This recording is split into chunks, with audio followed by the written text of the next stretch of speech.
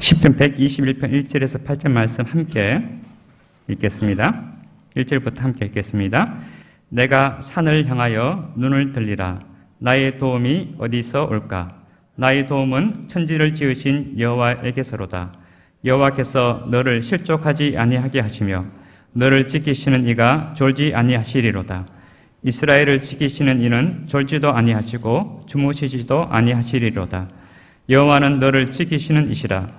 여호와께서 내 오른쪽에서 내 그늘이 되시나니 낮의 해가 너를 상하게 하지 아니하며 밤의 달도 너를 해치지 아니하리로다. 여호와께서 너를 지켜 모든 환난을 면하게 하시며 또 내 영혼을 지키시기로다. 여호와께서 너의 출입을 지금부터 영혼까지 지키시리로다. 아멘. 반갑습니다. 참 오래간만에 뵌 것 같습니다. 그죠? 제 얼굴 기억하신 분 계세요?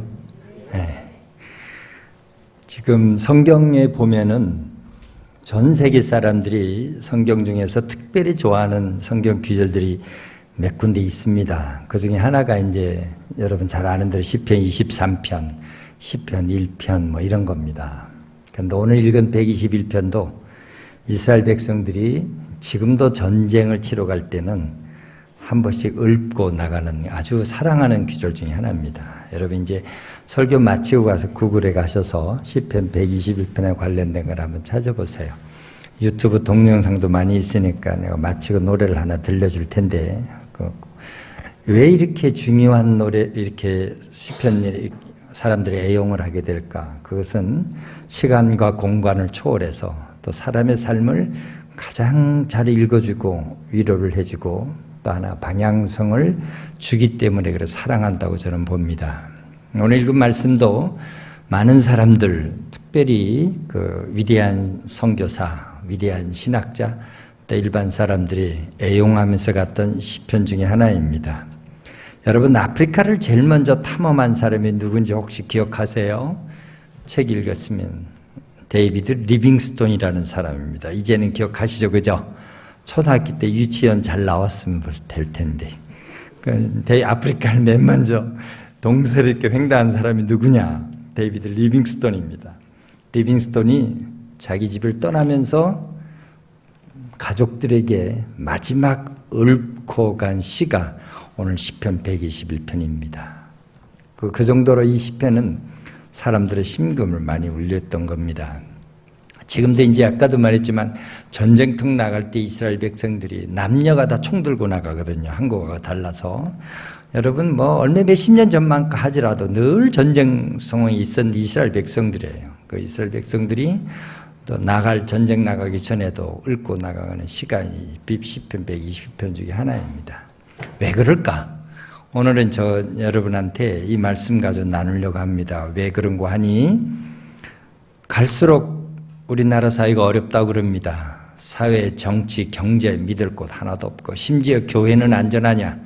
과거에는 교회는 안전하다고 그렇게 했어요. 근데 심지어 교회조차도 흔들리고 있는 상황이 그렇습니다. 이런 상황에서 정말 우리의 삶의 방향성을 어디에 둬야 될까?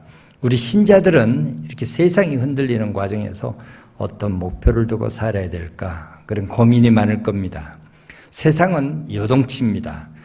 요번만 요동치는 거 아니라 창세 이래에 단 한 번도 세상이 평안한 날은 없었습니다. 단지 우리만 더 요동친다고 느낄 뿐입니다. 이렇게 요동치는 상황 속에서 우리 삶의 방향을 확실히 잡아주는 것 중에 하나가 오늘 본문인데 오늘 말씀을 차근차근 이야기를 나누면서 여러분한테 나누려고 합니다. 그래서 오늘 돌아가셔서 또 20편, 120편은 한 주간 내내 거울에 붙여놓고 암송하시든지 한 마음속에서 여러분 신앙을 다지면은 우리가 이렇게 흔들리는 사회, 불안한 사회, 요동치는 사회, 불안정한 사회, 미래가 보장이 안 되는 사회, 갈수록 어렵고 한 하루도 예측할 수 없는 이런 사회에서 어떻게 살아가는가 신자 삶의 방향을 정해줄 거라고 생각합니다. 여러분 1절, 2절을 먼저 보십시오.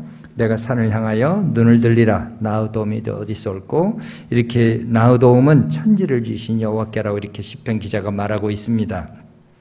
내가 산을 향하여 눈을 들리라. 시라는 것은 함축되어 있기 때문에 실제적으로 가르치는 시온산을 가리킬 수도 있고 안 그러면 우리가 살아가다가 엄청난 인생의 장애물의 이 산더미 같은 그 산으로도 이해할 수가 있습니다. 시편의 원래 오리지널 왜 이런 과정을 적었을까라는 것이 학자들 간에 다양한 생각이 있어서 이 둘 다 생각하면 좋을 것 같아요.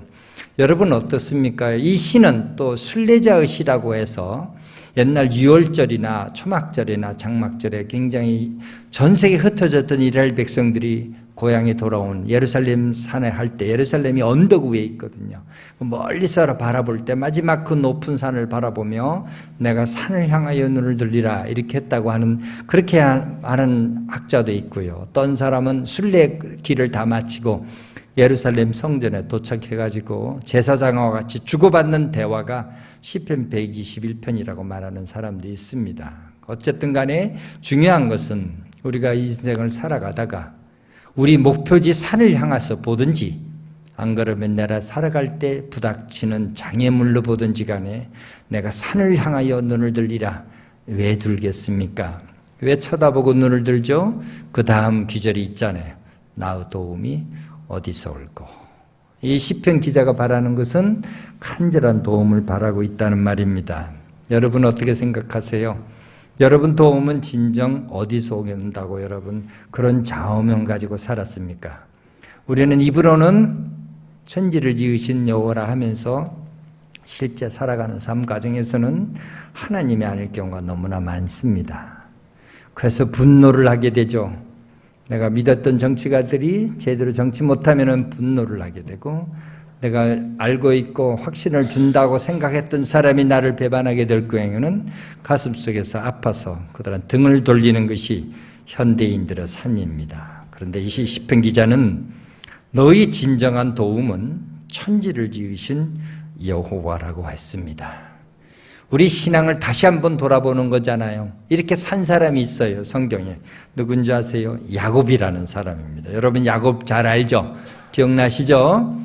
쌍둥이 둘째로 태어났는데 이 장자권을 빼앗아 가지고 그것 때문에 도망갑니다. 형을 눈을 피해서 하란 저 이역 말리 가가지고 바벨론 지역에 가서 살다가 다시 이제 돌아오는입니다. 뭐든 이제 산전수전 다 겪었습니다. 야곱이 욕심이 많아서 뭐든지 가지려고 했잖아요. 성경에 보면은. 그래서 나중에 다 12 아들을 데리고 고향 땅에 돌아오는 상황에서 먼저 다 이제 형을 만나야 되는데 오랜 세월이 지났잖아요. 저 14년 부인을 위해서 애썼고 나머지 삶까지 포함하면 적어도 17년에서 20년 가까이 엄청난 삶을 살았는데 그런 사정, 그런 거에서 고향 땅에 돌아오는 야곱의 형을 만나는 두려움이 있어요. 왜냐? 욕심 다 빼앗았거든요. 형 가져야 될 복을 자기가 다 빼앗았기 때문에 자기 걸 가질 줄 알았거든요. 그렇게 살았는데 막상 살아보니까 산전수전 다 겪은 거예요. 그래서 돌아오는 길에 가족들을 먼저 보내고 약복강항에 그냥 혼자 남았습니다. 얼마나 두려웠겠어요. 불안하고 두렵잖아요. 그때 하나님의 천사를 만납니다. 천사의 모습으로 왔기 때문에 처음에는 하나님인 줄 몰랐다가 나중에 야곱이 그 사람이 하나님인 줄 알잖아요. 그래서 마지막 씨름을 하는데 밤새도록 씨름합니다. 그래서 천사가 야곱의 여기 엉덩이 뼈를 치잖아요. 내리치고 그때니까 야곱이 붙들고 나한테 복을 주시지 아니하시면 이 손 놓지 않겠다고 했거든요. 절대절명 가운데 야곱이 그런 소리를 지릅니다. 왜냐고요? 살아보니까 양떼 소떼가 자기 평안을 줄 줄 알았는데 아니었거든요. 자기 사랑하는 라헬이 자기한테 복을 주고 행복을 줄 줄 알았는데 아니었거든요. 자기가 모든 재산을 다 끌고 아들 12명도 자기한테 복을 주는 기원이 아니었거든요. 돌아보니까 하나님 당신이 나한테 복을 주지 아니하시면은 내가 이 손 놓지 않겠다는 그 절박한 심정으로 살았다는 겁니다. 그제서 다 깨달았거든요. 그래서 하나님이 복 주고 기쁜 마음으로 형을 만나서 회복했습니다. 그래서 살만하니까 이제 야곱이 그 땅 가가지고 회복해서 모든 가정을 회복해서 살만했어요. 그런데 야곱은 또 예기치 않게 이제는 자신이 잘못한 게 아니에요.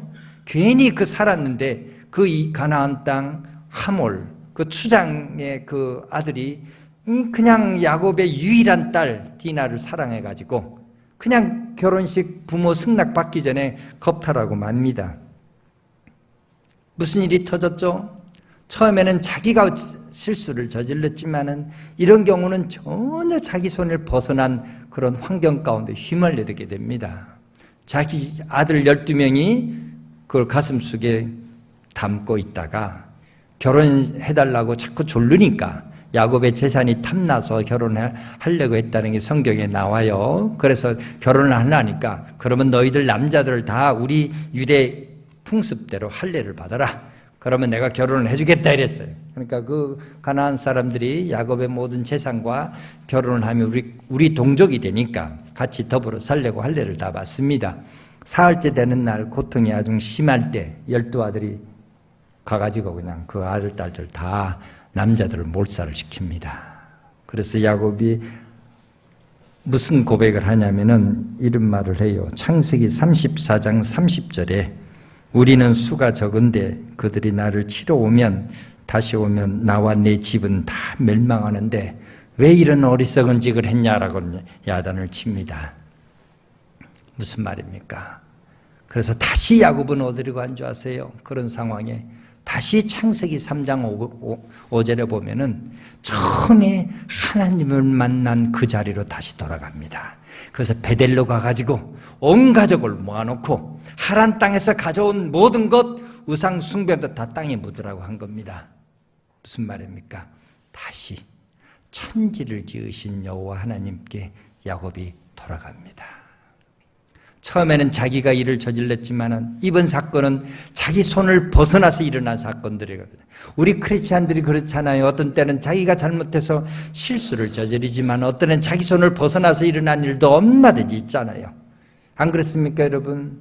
그때마다 성경에서 강조하는 것은 천지를 지으신 여호와께서 너가 진정 너를 복을 주고 너를 삶을 이끌고 너를 지키시는 자가 누구냐 이것을 깨달으러 할 때 오늘 이 말씀이 우리한테 도전이 된다는 말입니다. 나의 도움이 어디서 올고. 여러분 하나님 앞에 그렇게 매달려 봤었나요? 때로는 힘들고 어려울 때마다 나의 도움이 진정 어디서 오냐고 하나님 매달려 봤어요. 야곱처럼 하나님 천사를 붙들고 씨름하면서 밤새도록 당신이 나를 붙잡아 주지 않고 나를 복주지 않으면 내 손 놓지 않겠다고 한번 매달려 봤나요? 이 시편은 그걸 가르치고 있습니다. 옛날 순례자들이 순례를 할 때 왜 이런 시편이 그렇게 가슴에 울렸을까요? 여러분 순례의 길을 한번 생각해 보십시오. 그 길에서 이 시편이 나왔다면은 순례 지금처럼 비행기도 발달하고 뭐 KTX도 있고 고속버스도 있으면은 차로 휴식 가겠지만 옛날에는 그렇지 않잖아요. 백리 200km, 300km, 1000km를 순례길을 가다 생각해보세요. 작년에 왔던 길인데 그 다음에 길이 있다는 보장도 없잖아요. 가다가 언제 강도 때 만날 줄 모르잖아요. 언제 사고 터질지 모르잖아요. 그런 삶을 살아가는 것이라는 말입니다. 성경 말씀 우리한테 시간과 공간을 초월해서 주는 게 하나님의 말씀입니다. 우리 삶도 그렇잖아요, 여러분. 10년 전에 이 길로 가면 내가 확실하리라 하고 따라왔는데 10년 뒤에 생각해 보니까 지금 보니까 미래를 예측할 수 없는 상황이 되거든요. 그것이 우리네 삶이 아닙니까? 현대인들의 삶의 특성들이 그런 거잖아요. 불안하잖아요. 불안정하잖아요. 보호할 게 하나도 없잖아요. 예측이나 할 수 있어요? 미래도 모르잖아요, 여러분. 하나님 앞에 은혜는 기도한다고 다 가르쳐 줍니까? 여러분 여기 젊은이들이 있는데 성령 충만하고 금식 기도하고 단식 기도하면은 내가 어느 직장 갈까요? LG 갈까요? 삼성 갈까요? 중소기업 갈까요? 기도하면 하나님이 그래 가라 이렇게 대답해 줍니까? 아니 안 해줍니다, 여러분. 어떻게 하나님 알고 계세요, 여러분? 작년에 확실하게 이렇게 행동했으라면 금년에도 복을 받아야 되는데 작년에는 통했는데 금년에는 안 통하는 것이 우리 삶 아닙니까, 여러분? 지금도 확실하게 모르는데 미래의 삶을 우리가 어떻게 알아요? 아무도 모르지 않습니까? 그렇죠? 그래 안 그래요? 그게 우리의 삶입니다. 크리스찬이라고 뭐 달라지는 거 있나요? 현대 사람하고 달라지는 게 있다고 가리키는 것이 성경이에요. 그게 뭐냐? 천지를 지으신 여호와께서 지켜주신다는 그 믿음 붙들고 사는 것이 다르다는 말입니다. 그 가슴속에 여러분 꼭꼭 박혀야 된다는 거예요. 그게 무슨 말이죠? 천지를 지으신 여호와께서 나를 지켜준다. 그게 무슨 말입니까, 여러분? 머릿속에 언더를 안 들어져. 그렇게 보면은 저도 지금 선교사로서 34년째 지금 하고 있습니다. 제가 86년에 파송해서 나갈 때 그때만 해도 뭐 죽으면 죽으리라 하고 성경 번역하러 나갔었잖아요.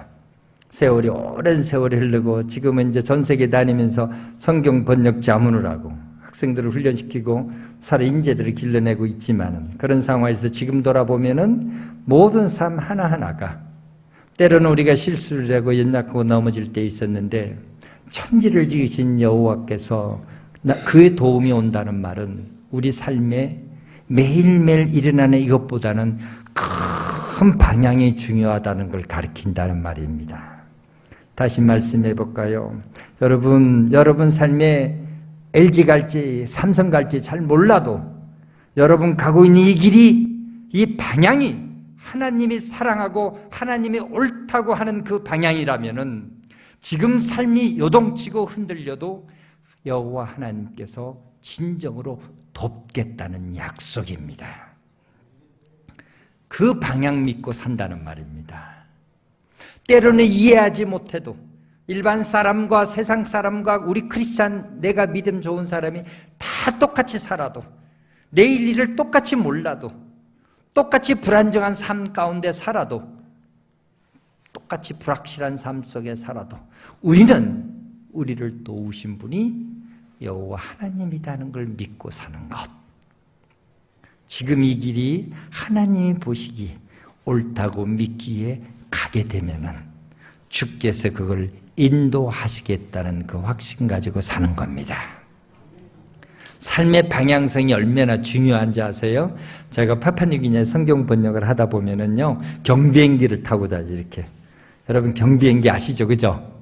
타셔보셨어요 혹시? 경비를 타고 타기 전에 조종사가 뭐 하는 줄 아세요? 경비행기 안에. 여러분 그 인천공항에 가도 큰 여객기도 마찬가지입니다. 조종사가 반드시 해야 되는 것이 블랙박스를 조종하는 겁니다. 여러분 블랙박스 많이 들으셨죠? 네, 아실 거예요, 그죠? 몰라도 뭔지 몰라도 블랙박스가 이제 이렇게 조종하면 목적지를 적는 거예요. LA. 우리 경비행기 타도 조종사가 제 옆에서 타면 보면 이래요. 목적지 우까룸바에서 파판두기 포트모스비 이렇게 적어요. 그럼 비행기를 쫙 이렇게 뜹니다. 여러분 비행기 요즘 그 블랙박스를 왜 적죠? 인공위성을 통하여 자동 항법 장치 때문에 그래요. 아시겠어요? 그 비행기가 이렇게 뜹니다. 뜨고 나서 어느 정도 공중에 뜨죠? 조종사가 뭐 하는 줄 아세요? 조종기 놓아요. 불안하죠? 그때부터 뭐 하는 줄 아세요? 밥 먹고 있어요, 조종사. 아침밥. 샌드위치 넣고 나서. 운전대 놔도. 왜? 자동으로 비행기가 갑니다. 때로는 한 20분 동안 구름 속만 달려요. 구름이 많기 때문에. 그 불안하죠, 우리가. 언제 이 비행기가 나올까? 그런데 이 구름 속인데도 시간이 되면은 구름에 퐁 나오면 목적지예요. 신기하지 않아요, 여러분? 별로 감동이 별로 없나 보다. 여기 인천공항 LA 가면 11시간, 10시간 타잖아요. 10시간 타는데 조종사 사실은 조종대 안 잡아요. 가만히 있어도 LA까지 갑니다. 그런데 놀라운 것은 모든 조종사들이 정말 가만히 있으면 그대로 가느냐, 그게 아니라 비행기 가는데 항상 가는 도중에 예기치 않는 일들이 나서 다시 조종관을 가지고 수정하는 거예요. 우리의 삶에 사는 방식이 꼭 그와 같습니다. 하나님께서 여러분 삶의 방향이 어떻게 가는 거지 이미 어떤 때는 블랙박스에 다 넣었다고 해도 틀림이 없는 말이에요. 지키겠다는 말은 그 말입니다. 하나님께서. 무슨 말인지 아시겠어요? 그러나 살아가다가 우리가 삶에 요동을 칩니다. 어떤 때는 불안하죠. 비행기가 확확 떨어지면 불안하죠. 그죠? 경비행기는 더 확확 떨어져요. 제 아내는 그냥 다 토합니다. 떨어질 때마다. 어떤 때 비행기가 샥 나와 내 딸은 너무 기분이 좋은데 확확 떨어지면 얼마나 좋아요. 그죠? 제 아내는 다 토하는 거예요. 가다가. 그런데 방향성이 옳기 때문에 그래 비행기는 목적지에 간다는 말입니다. 나의 도움이 어디서 올까? 천지를 지으신 여호와 하나님. 여러분이 살아갈 때 삶의 방향이 무엇인지 늘 고민하시기 바랍니다. LG 갈까 삼성 갈까 굉장히 부수적인 거예요. LG를 가든 삼성 가든 하나님은 어느 방향을 가도 어느 직종을 가도 어느 삶의 환경에 있어도 여러분 삶의 방향이 옳다면 주께서 인도하시고 책임지겠다는 약속입니다. 10편 121편은 그래서 우리한테 힘을 준다는 말입니다.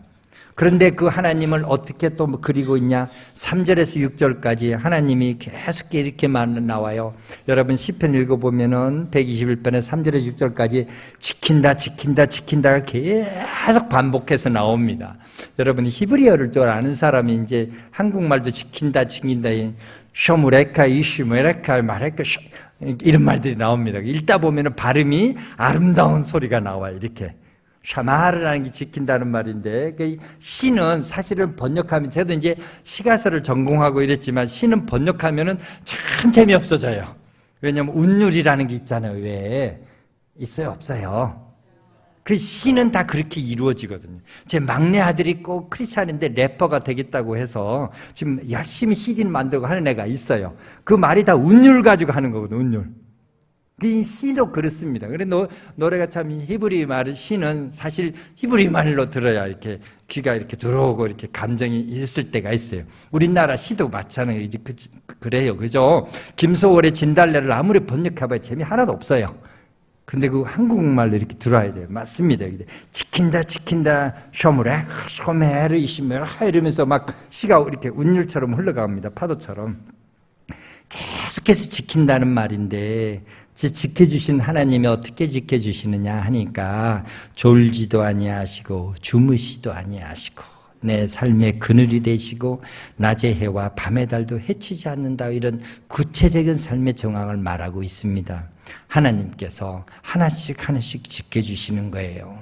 낮의 해에도 지켜지고 심지어 밤의 달, 여러분 밤의 달에서 왜 지켜주냐 궁금할 때가 있잖아요, 그죠? 근데 중동 지방의 밤의 달은 굉장히 달빛이 나쁜 빛입니다. 우리는 달빛 하면 얼마나 좋아해요. 춘향이와 이도령도 생각나고 달에 뭐 토끼도 생각나고 아름답잖아요, 그죠? 근데 중동 지방의 달빛은 저주 달빛입니다. 그래서 영어 단어도 보면 루네틱이라는 단어가 있는데 전부 다 달에서 나온 단어예요. 미치광이가 된다는 거예요. 달빛 쳐다보면 사람이 놀아요. 그렇게 해치는 빛으로 중동에서 알고 있어요. 그래서 그런 상황께서 지켜주는 거예요. 그런데 여러분 정말로 다 지켜줘요? 우리가 살다 보면 지켜줍니까? 다 안 지켜줘요. 어떤 때는 굉장히 힘들어요, 여러분. 우리 딸도 믿음으로 살려고 했는데 여러분 2주 전에 무슨 사건 난 줄 아세요?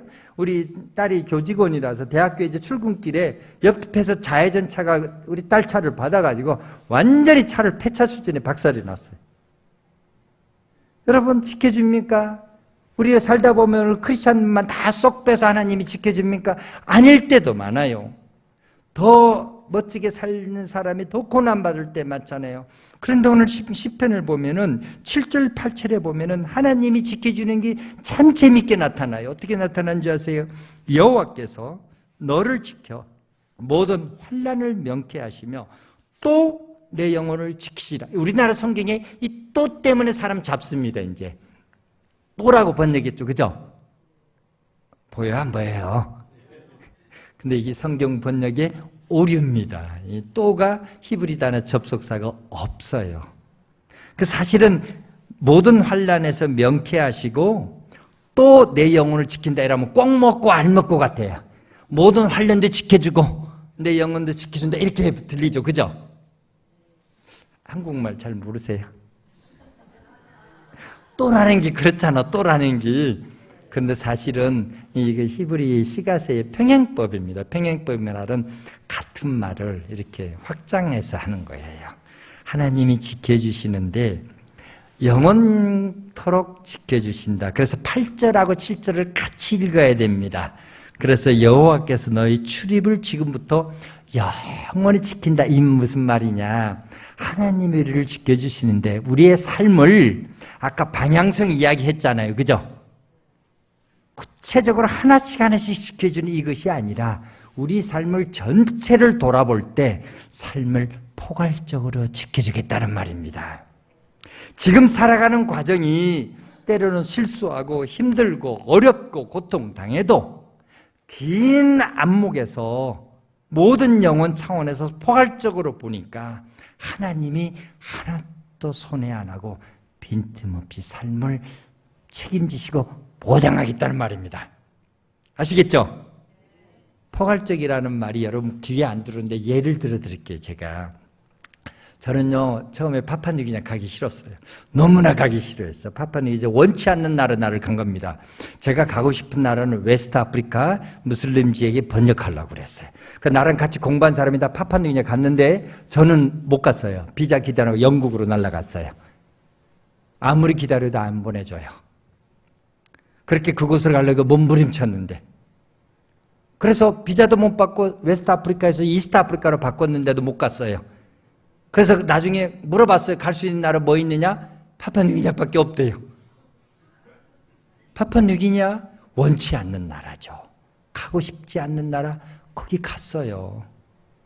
가서 뭐 했어요? 그냥 파푸아뉴기니아에서 팍팍 썩었죠. 똑같잖아요, 여러분. 그런데 그때까지는 몰랐죠. 하나님의 삶이. 그런데 여러분 오랜 세월이 흘렀어요.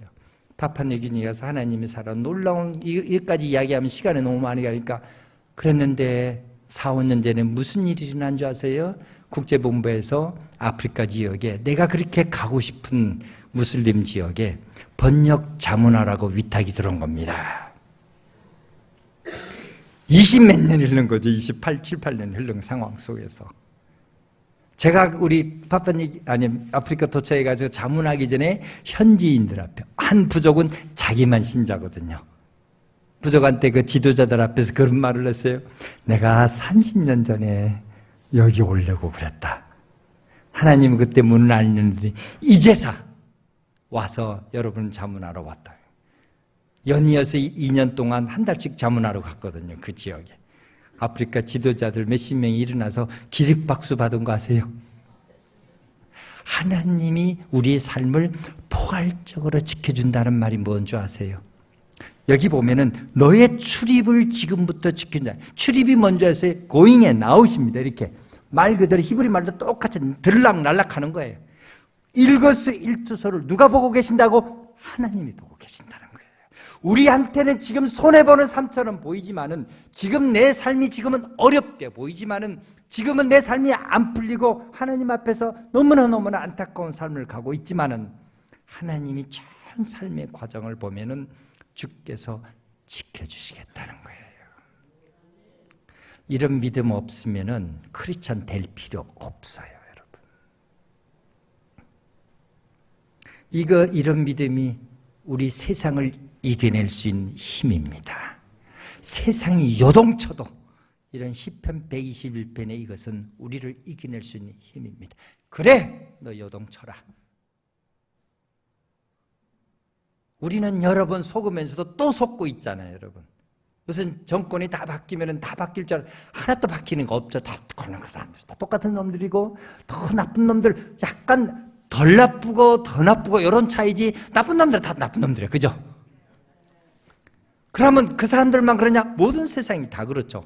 다들 나쁜데 좀 덜 나쁜 놈 찍어주자는 거거든요. 무슨 말이죠? 우리 기댈 곳은 그런 곳이 아니에요. 하나님이 우리를 보호하신다란 정말 살아보니까 위대한 앞서간 신앙인들의 삶의 방향을 보니까 그들의 삶의 간증을 보니까 정말 살아계신 하나님이 인도하는 삶의 흔적들이 많다는 겁니다. 사랑하신 성도 여러분, 여러분한테 여러분 하나님은 누구십니까? 여러분 우리의 삶에 정말 하나님이 약속하신 것 무엇을 믿고 삽니까, 여러분? 그 시편 120편 읽으면서 한번 곰곰이 생각해 보시기 바랍니다. 모든 삶을 따르는 거. 요셉도 그랬잖아요. 요셉도 자기 형들이 노예로 팔아가지고 이집트 가서 생고생했잖아요. 그때마다 얼마나 원통했겠습니까? 그죠? 그래 안 그래요? 그런데 하나님은 그 삶을 다시 회복해서 나중에 오히려 거꾸로 형들이 불안해했어요. 아버지 죽고 나면, 아버지 야곱 죽고 나면은 요셉이 우리한테 보복할 거다, 노예를 파는 거 불안해가지고 왔는데 오히려 요셉은 거꾸로 말하잖아요. 뭔 말이요? 아직도 형님들 못 깨닫셨어요? 그렇게 늦었어요. 하나님이 나와 우리 가족을 살리려고 나를 먼저 이집트로 보낸 거 아닙니까? 이게 삶을 포괄적으로 지켜주신다는 위대한 예들입니다. 때론 여러분 답답해서 여러분 가정도 안 풀리고 상황들이, 그러나 하나님 앞에 포기하지 마시기 바랍니다. 그 약속마저 흔들리면은 우리의 삶은 방향성을 송두리째 흘리게 됩니다. 세상 사람들이 잘난 사람 먼저 치워주고 돈 많은 사람 쳐주고 잘 배운 사람 쳐준다고 거기에 크리스찬들 휩쓸려 살면 안 됩니다. 누가 위대한 자인 줄 아세요? 정말 살아계신 하나님 앞에 자기 삶을 드리고 그냥 한 발짝 한 발짝 가는 자들이 위대한 자들입니다. 무슨 직책 가졌다고 휘둘리지 마십시오. 무슨 선교사라고 다 영적인가 그런 거 없습니다. 목사라고 다 영적인가 그런 것도 없고요. 사장이라고 사람이 좋냐 그런 것도 없어요. 뭐 대학교 총장이라고 더 인격적이냐 그런 거 없습니다. 우리 크리스찬 눈에는 아무 지위 고하를 막론하고 아무리 연약하고 아무리 비천한 사람이라 할지라도 세상적으로 볼 때 하나님은 그 마음에 있는 중심을 보신다고 했어요. 그것마저 교회가 흔들리면 이 땅에 소망은 없습니다. 교회는 그런 곳이요. 교회는 그렇게 회복되는 곳인가라는 걸 믿고 사시기 바랍니다. 마지막으로 한 말씀만 하고 마치겠습니다. 우리가 크리스찬들에 살아갈 때 유혹이 가장 큰데 옛날에 소명이라고 쓴 오스 기니스가라는 사람이 있어요. 그 사람이 이런 말을 했어요. 현대에 영웅은 없다고 그랬어요. 믿음의 영웅도 없고 아무도 없어요. 그놈의 매스컴이 사람을 다 망쳐놓는다고 그랬어요. 뭔 말입니까, 여러분? 우리가 인생을 살면은 오랜 세월 동안 한 발짝 한 발짝 삶에 누적돼서 삶이 나오는 거지. 무슨 갑자기 뭐 아무것도 안 한 사람이 뭐 했다고 그 사람이 뻥치고 올라가 그런 거 없습니다, 이 세상에. 그건 환상이요, 믿음도 아닙니다. 성경도 그렇게 안 가르칩니다. 성경도 만약에 그런 걸 순식간에 하루아침에 리더가 돼 가르쳤으면 우리는 다윗 필요 없고요, 요셉 필요 없고요, 야곱 필요 없습니다. 모든 성경을 보면은 삶이 하나씩 하나씩 밟아가는 과정 속이 누적되어 나온다는 말입니다. 포기하지 마십시오. 1948년에 중국이 티벳을 이제 점령을 했어요. 그래서 티벳을 다 피신했을 거 아니에요. 연도가 48인지 50인지 약간 잊어먹었네요. 제가 그 근방에 점령을 했는데 티벳 스님 한 분이 히말라야 산을 맨발로 걸어서 넘어왔습니다. 중국을 피해서. 놀랍잖아요, 그죠? 안 놀라요? 별로 감동이 별로 없어서 모든 기자가 질문했죠. 스님, 어떻게 이렇게 맨발로 히말라야 산을 넘어왔어요? 스님 대답이 걸작입니다. 어떻게 넘어왔다니요? 한 발짝 한 발짝 걸어서 왔시오. 우리 삶입니다. 어떻게 살았냐고요? 한 발짝 한 발짝. 지금 이 순간 절대 등한시 살지 마시기 바랍니다. 여러분 말 한마디 행동 한마디 일거수일투족이 하나님 앞에서 쌓이는 것이 여러분의 미래가 되고 그 쌓이는 그곳이 하나님의 영광에 함께 하실 것입니다. 하나님이